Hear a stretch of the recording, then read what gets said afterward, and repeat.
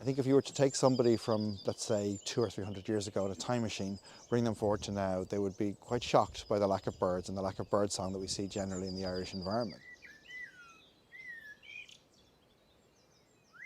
My name is Niall Hatch and I'm Head of Communications and Development with Birdwatch Ireland. Here at the East Coast Nature Reserve, the birdsong is fantastic, but it would have been a few generations ago, you would hear this in your own garden, in your own town, your own village, your own farm. Birdsong was everywhere.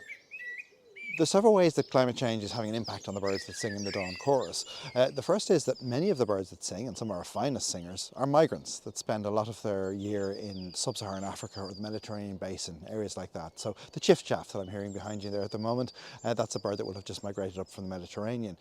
For swallows are coming in now, we're seeing them around us.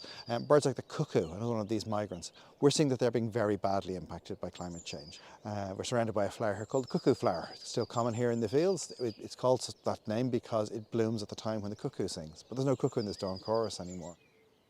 There's quite a few different species that are unrelated to each other, but what they have in common is that they're migrants that cross the Sahara and feed mainly on insects, and they seem to be the ones that are doing the worst. So a bird like the willow warbler still remains a common bird here. We have them in the East Coast Nature Reserve. There's one literally singing just as I said that.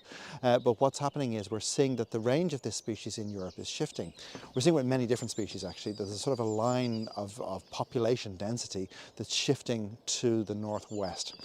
And it's the same for all of these trans-Saharan migrants. And what's happening is eventually that line will be in the Atlantic Ocean where there's no food for those birds, there's no nesting habitat. It's just showing that climate change really is the main driver there. The fact that many different species, unrelated, but suffer the same sort of environmental pressures, are being impacted in the same way. I've been watching birds all my life. I'm obsessed with them, I absolutely love them. And the changes that I have seen and heard over the course of the last few decades really, really concern me.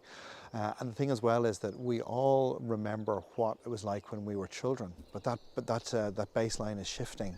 There is something about birdsong that speaks to the soul. It's very good for mental and physical health. It's a sign that all's right with the world, that the seasons are changing as they should. But the fact is so many people don't hear it anymore or hear a pale imitation of what it is and take that as being normal.